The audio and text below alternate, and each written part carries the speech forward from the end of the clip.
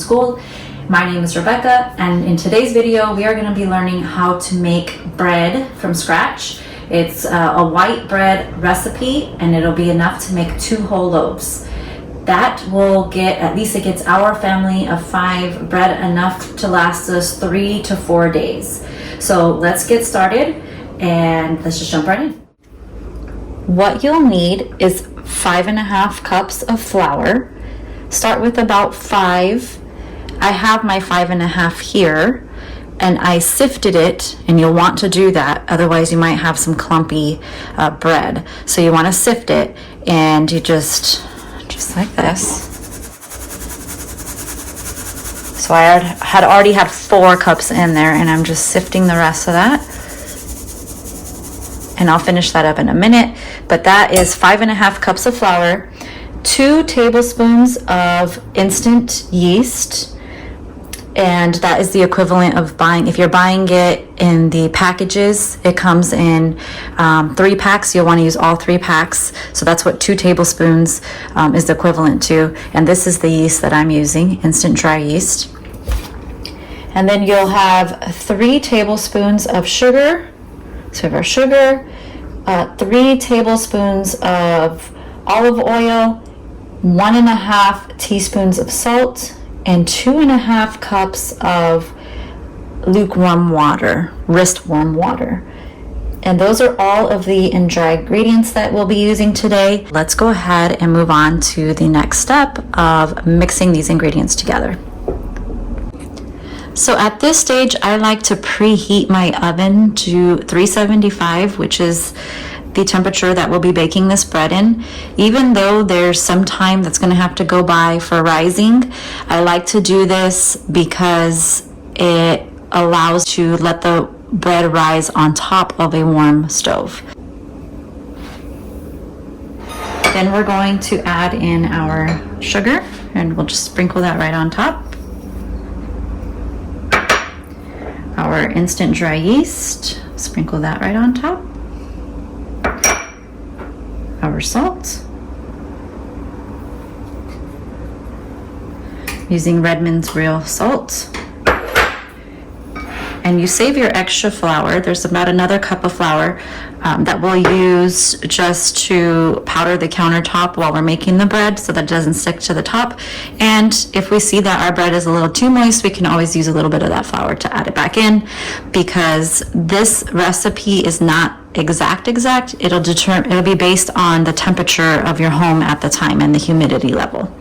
Let's go ahead and mix these dry ingredients. You can use your hands. I'm just going to go ahead and use this silicone spatula here.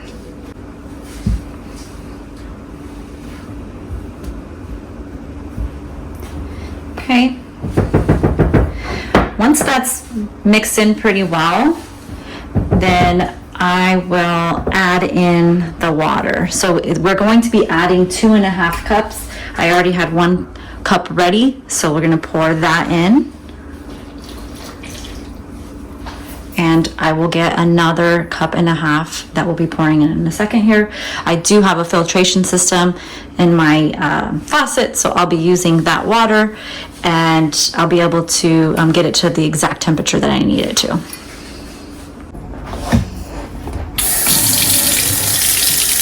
So you want it to be just warm enough that you feel it warm on your wrist, and then you'll know you're at the right temperature. You don't want it too hot. We're almost there. There we go.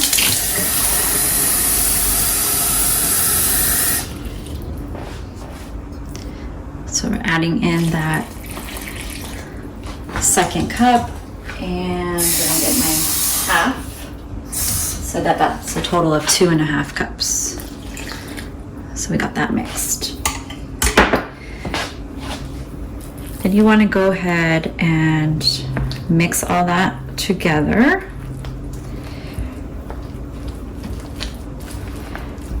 I like using the spatula first for this part until it becomes doughy enough that I can dig in with my hands.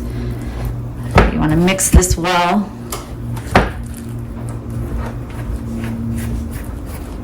And then we're going to add in the oil. So once that's mixed pretty good, then you're just gonna go ahead and dump in that oil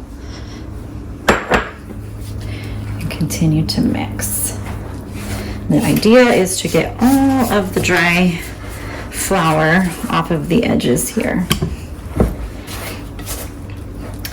Now, I am using up some flour that I have because I had quite a bit, but we are starting to make our own flour out of wheat berries. So I will have other videos where I'll make bread and show you how we grind down our wheat berries to make that bread recipe. But this is using up flour that I already had. This is white, organic, unbleached flour. Okay, so once that's good to go, again, I'm trying to get all that. I try not to have to get my hands in there until the very end. So I try to mix it all with the spatula. Now it's to the point, and make sure you have clean hands for this, but now it's to the point where you can get in there with your hands and you just get any excess flour and you kind of rub that in there, make sure it's all mixed together. And then you want to get those ingredients just activated. You want to activate that yeast and get the sugars and everything working together. So just do this in the bowl for a little bit. So some people do this for, they'll say 10 minutes or 12 minutes. My bread comes out just fine, and I just do it for probably, I don't know, less than a minute at this stage. I will work it more once I bring it to the counter. But I like using a glass bowl because it's easy for cleanup. Okay, at this point, I'm going to go ahead and scoot this over, and we're going to, I had already cleaned down my counters before I did all this, so they're clean and sanitized. But you want to give yourself a nice layer here of flour before you bring your dough over so that it doesn't stick. And here's where we're going to go ahead and knead our dough and really work it in. And you'll determine if you need more flour at this time. Mine seems just about right. I might add some as it gets a little sticky. I might stick to this counter, but we're going to go ahead and just work this dough.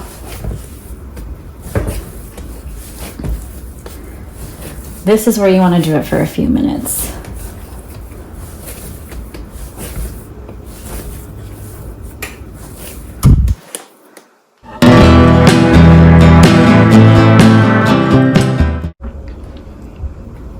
After working that for, so first of all, let me say that again, people say you need to do that for 10 minutes or so. I do it for a couple minutes, and then I just let it sit here for 5 minutes. So I'm going to let it sit, and I'm going to start cleaning up some of the mess that I made while this is sitting here, and then we'll come back to it.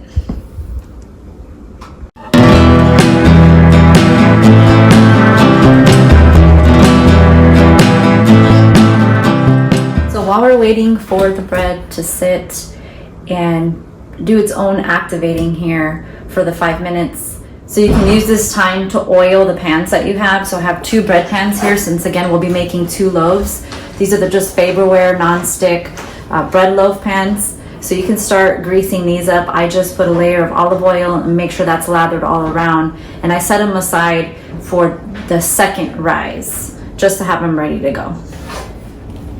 So I just poured a generous amount of that olive oil in my pan, and just using a paper towel, I'm going to make sure that I get in all the edges and all the creases, and this will just allow for an easy release when it's time for your loaves to be removed from the pan.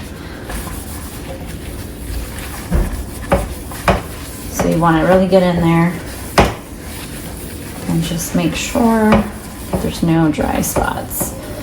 You can even grease the edge just a little bit in case that lip hangs over, doesn't get stuck on there. Okay, now I'm just going to set these aside for when I get to the point of the second rise. We're still working on getting to the first rise. So let's move on over because it's been 5 minutes. We're now going to flip our bowl back over and set it aside. And we're just going to work this a little bit more Again, you want to make sure your surface has enough flour on there so your dough is not going to stick. This dough is looking very beautiful and easy to work with. It's the perfect consistency of everything mixed together. Sometimes when I make the bread, I do need to add a lot more flour or water, but today all the ingredients worked well with the temperature in the room, so that's nice.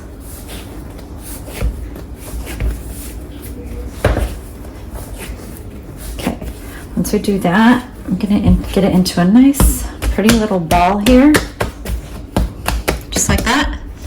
And we're gonna oil our bowl. The same one that we were using is fine. You just wanna put a generous amount of oil there.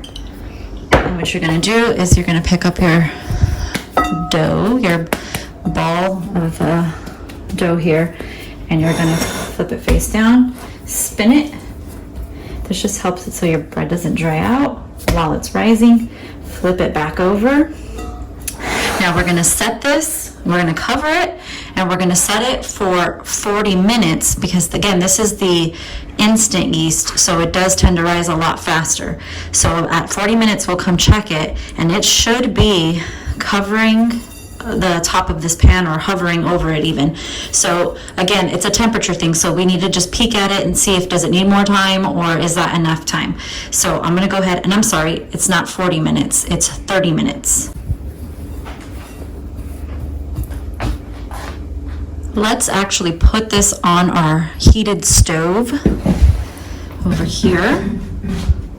So we're gonna cover that with a towel and just let that rise on its own. And again, we'll come back in 30 minutes and check on that. While we're waiting for that bread to rise, I just wanted to share our scenery outside today, this December of the year 2023. It's our first snow. It's a beautiful backdrop. All right, so it's been 30 minutes and the bread isn't quite as doubled in size as I would like. I mean, you can see that it's getting there, but typically I like it to get to the rim of this bowl. And so I'm gonna let it rise for another, let's get that covered, another maybe 5 to 10 minutes. So I'm just gonna keep an eye on it and just hang out in the kitchen so that I can make sure that it doesn't collapse either, because if you let it rise too high and you're not paying attention, it loses all the gases and it'll collapse and you'll have to rework that bread again. So we don't want that to happen. All right, it's actually been another 10 minutes that I let this rise. So it's just about where I want it to be. I think I can go ahead and work with this dough. So let's go ahead and move forward with the next step. So we're gonna go ahead and make sure again that our surface is covered with some more flour so that we are not sticking to the counter space. We're gonna go ahead and take our dough. It looks so fluffy. Look at that. That's my favorite part. And we're just going to try to get some of the gases out of there, just lightly. We are going to work out these gases a little more in just a sec. You just want to get them out. What we're going to do is we are going to cut this into equal parts. If you want to be perfect and precise about this, you could weigh these out. I don't mind if one loaf is slightly larger than the other. So I'm going to just cut this, eyeball it, and cut it down to the middle. And use this thing here. I don't know if that's quite down the middle. So I'm going to set one of these aside. Oh, I don't think I got that fully. There we go. Set one of these aside. And we're going to work this dough right here. And what we're going to do is continue to degas this. And the idea here, I don't know if you can hear any of those little bubbles or see any of those little gas bubbles that pop up. You'll see them here, and we just need to basically pop them. But if you pound, so you can pound them out as well. And you just want to work this into a rectangular shape, because that is going to be the shape of your bread pan. So we'll get that worked out. If you don't work out these gas bubbles, what happens is the top of your bread will have like a hole that you can literally puncture in from the top part of the bread. So you can like poke it and it'll just kind of crisp and cave in. And so to avoid that, that's why we want to get rid of all these little bubbles.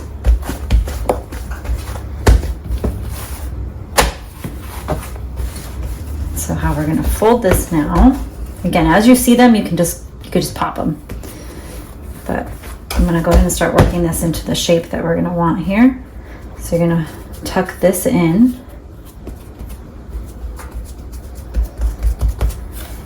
And then on the opposite side, you're going to tuck that in also. And I learned this tip from another YouTuber. There's so many different ways that you could do your bread. But I've been doing it this way based on that tip, and it's been working well. And then we fold it over. And fold the other side equally over, just like that. So it should look like that from the side. And then you just want to smash it sort of here in the middle. And then what you're going to do, if I could do it this way so you can see, is you want this bottom piece. I'm going to push the middle in and fold gently the bottom piece over. And you want this to be gentle because you don't want all these like tear marks, or your bread just won't be as pretty in the end, which just still tastes good. Just have some tears. So you want to gently fold that in. And you're going to do the same thing to the other side. It's easier to work it from this angle and work it towards you. And you're just going to let these meet here in the center. And just fold them in. A properly folded bread will make sure that when you go to cut your slices, that you won't have any holes in the middle. So you won't have like jam or peanut butter or whatever you're planning to make sandwich with seeping through. So now that that's together, what we're going to do is grab one of our bread pans. One of these here that was already pre-greased that we did earlier. And we're just going to lay this in here for the second rise. And I just like to smash it in, kind of shape it in my bread pan. And then also have an opportunity to pop any potential bubbles. Like there's actually a decent sized bubble right here. Get that one out. Don't want you to stay. All right. I'll be covering this in just a second, along with this one, once we get through shaping this one. So we're gonna do the same thing with the second piece.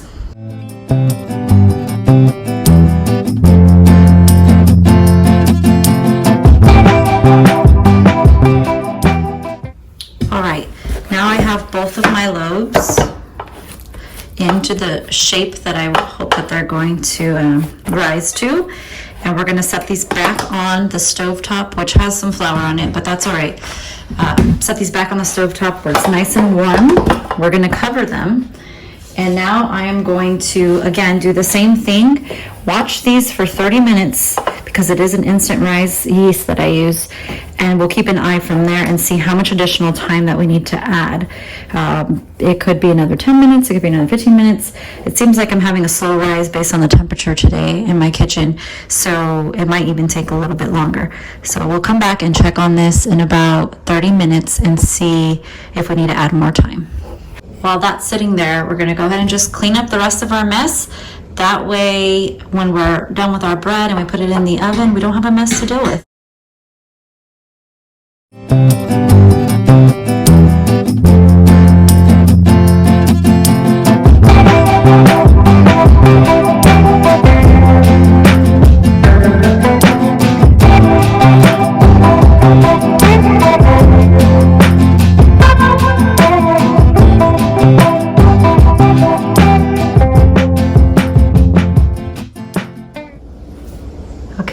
been 35 minutes and I'm coming back to check on the bread. So let's take a peek and see how that looks. One of the tests that you want to do is you want to press it. And if it bounces back slowly, then you know it's ready. Just like that.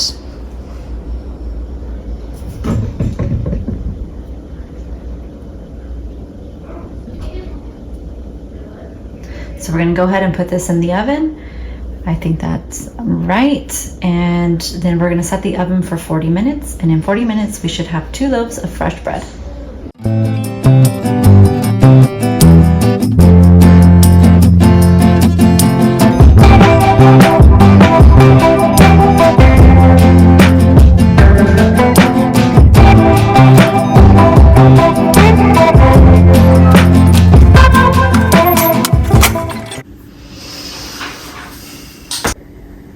Unfortunately, we had a little mishap during the filming of the bread video, and my son got shot in the eye with a Nerf gun, which put a pause on me pulling out the bread and showing you the after.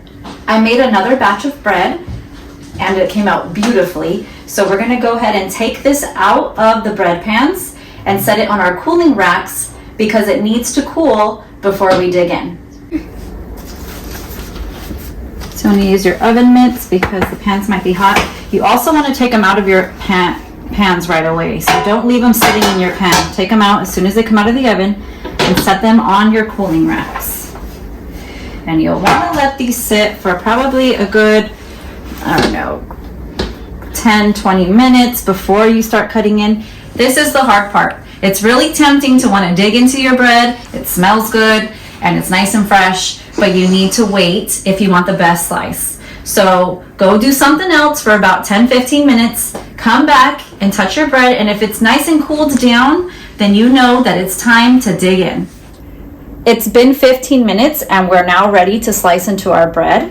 So you can see this is a beautiful loaf of bread, and let's go ahead and dig right in.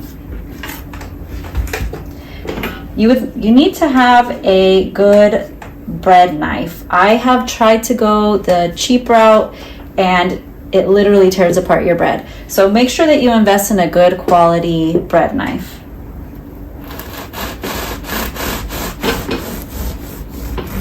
This is so soft and so satisfying.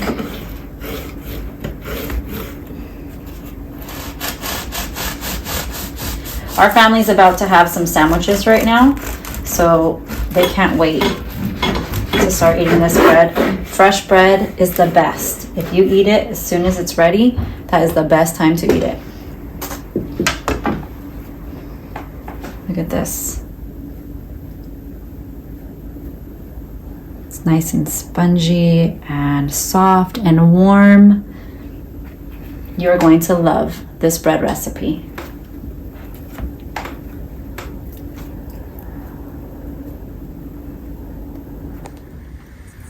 I really hope that you found value in this video and that it motivates you to want to go out and make a slice of bread. I know when I first started, I was really nervous and thought, can I do this? It's so much simpler than you think. And I hope that this video proves that anyone can make bread. Thank you so much for watching, and please be sure to like and subscribe.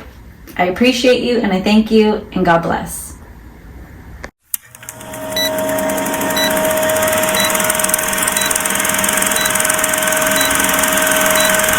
So we'll be back in just a few moments. Well, really a few minutes. So we'll be back in about 10 to 15 minutes and we'll dig in and I'll show you. This is the hard part. This is the hard part. We need to let this bread sit and cool and pause, delete.